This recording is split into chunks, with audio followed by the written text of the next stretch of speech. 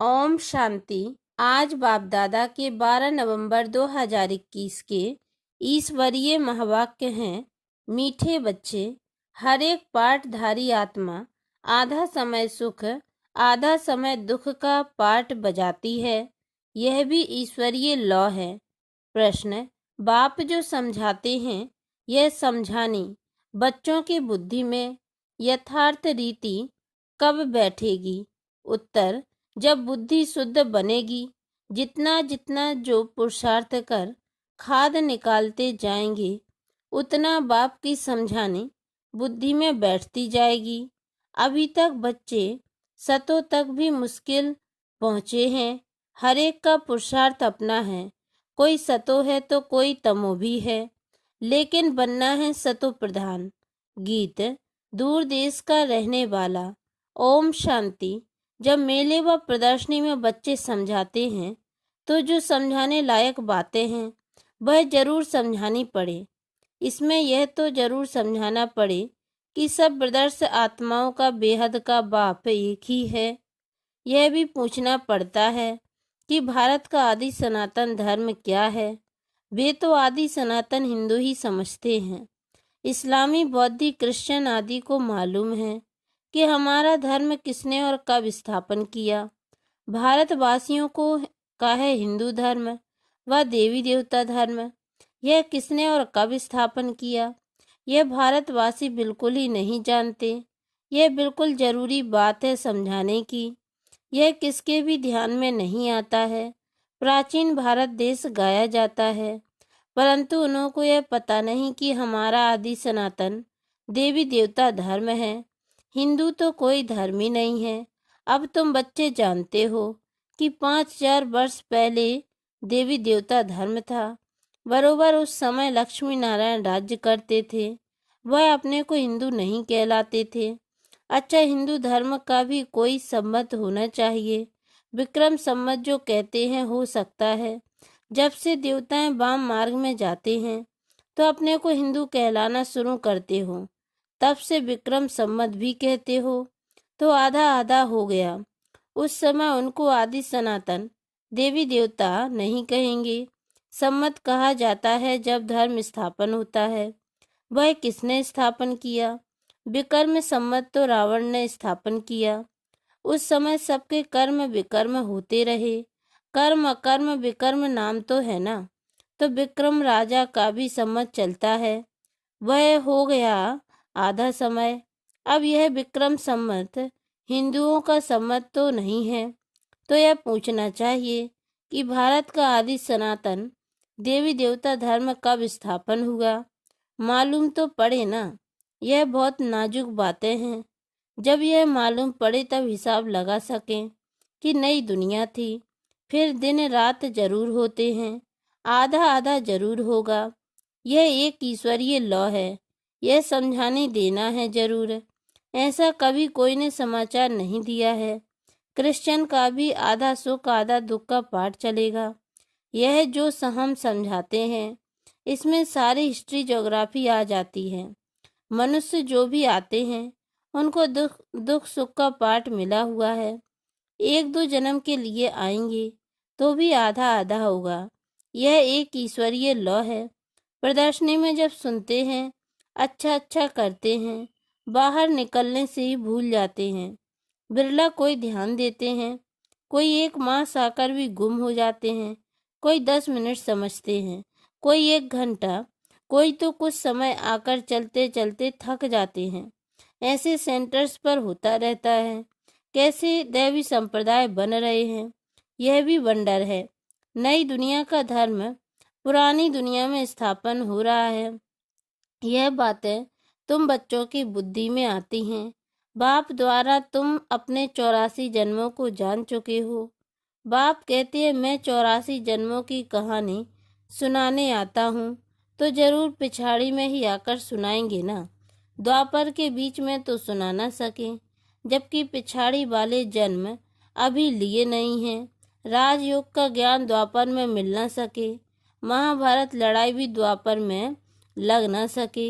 महाभारत लड़ाई के बाद ही सतयुग स्थापन होता है, अर्थात देवी देवता धर्म स्थापन होता है। उनसे पहले ब्राह्मण धर्म स्थापन होता है तो जरूर ब्रह्मा द्वारा स्थापन करते होंगे, तो ब्राह्मण जन्म लेते होंगे ना।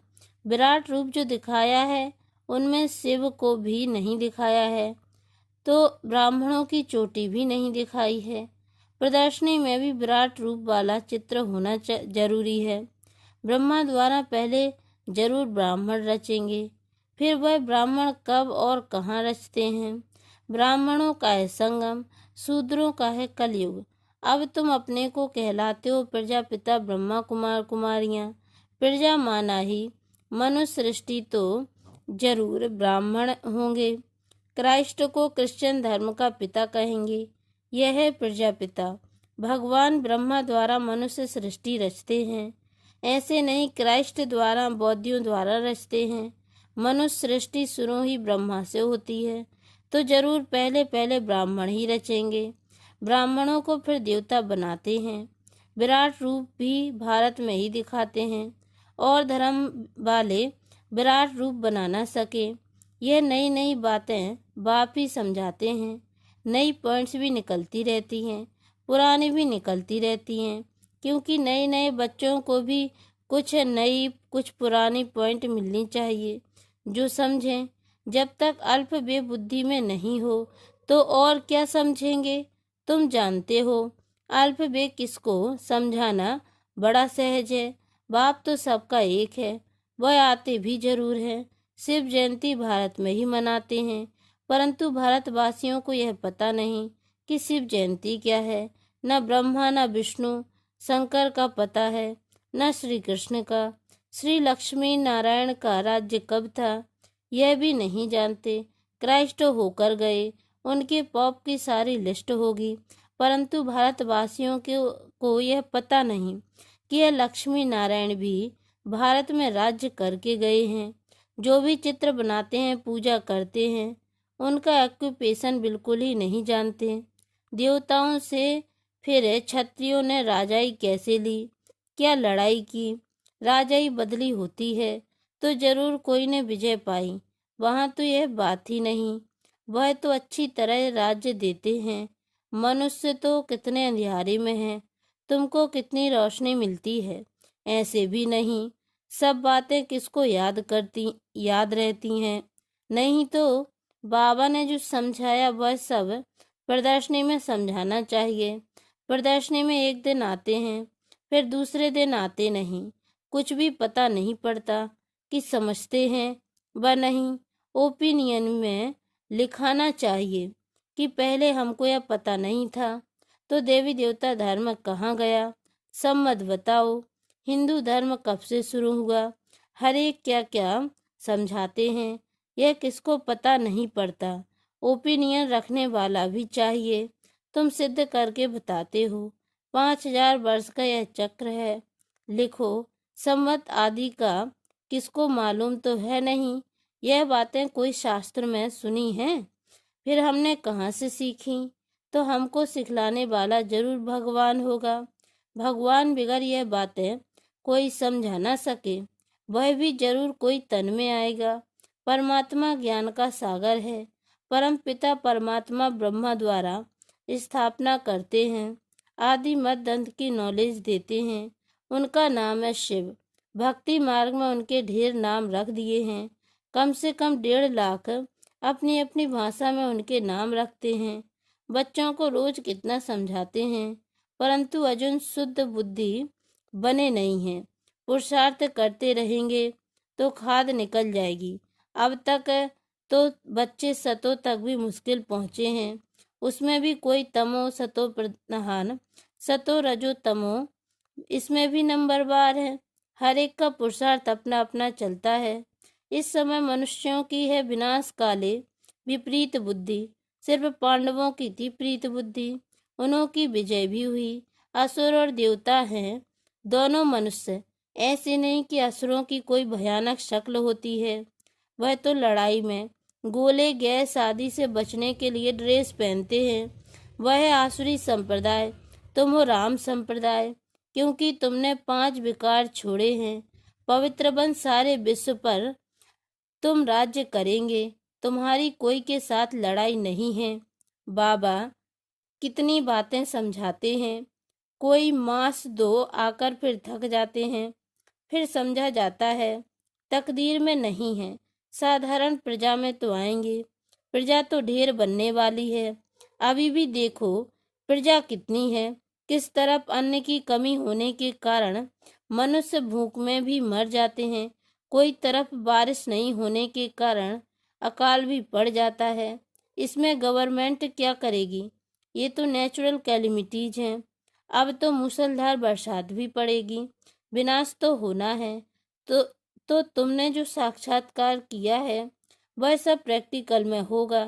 साक्षात्कार में एक कृष्ण का महल देखेंगे, सारा तो नहीं देख सकेंगे। अच्छा देखेंगे विनाश हुआ, शरीर छोड़ेंगे तो सब कुछ भूल जाएंगे। सारी दुनिया खत्म हो जाने वाली है, फिर दुनिया ही बदल जाएगी। तुमको सब कुछ भूल जाएगा।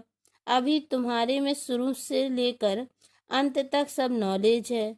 मूल वतन सूक्ष्म वतन कैसे फिरता है, सारी नॉलेज बाप ने दे दी है। जिसमें जितना जास्ती ज्ञान उतना जास्ती नशा रहता है। अभी हम मास्टर नॉलेजफुल हो गए हैं। फिर जब विनाश होगा हमारा शरीर खलास हो जाएगा।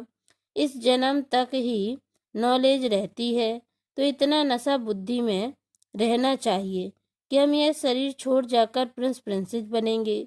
मनुष्य तो पढ़कर जाकर अपनी अपनी कमाई करते हैं। बाप कहते हैं हम कोई कमाई नहीं करते हैं, हम तो तुमको सिखलाकर अपने घर ले जाते हैं।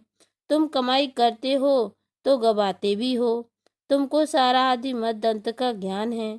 बाबा को भी ज्ञान है, जो बैठकर समझाते हैं पाठ अनुसार। फिर बाबा भी चले जाते हैं निर्वाण धाम। सभी आत्माएं भी चली जाएंगी वहां। फिर जिन जिन का पार्ट होगा वह फिर राजधानी में आते जाएंगे। बाकी टाइम शांति धाम में रहेंगे। बच्चों को कितना ज्ञान मिल रहा है ऊंच पद पाने के लिए। नए किसकी बुद्धि में बैठ ना सके, सिर्फ इतना कहेंगे ज्ञान बहुत अच्छा है, फिर अपने धंधे धोरी में चले जाएंगे। बाहर जाने से माया भुला देती है, ताला लगा देती है।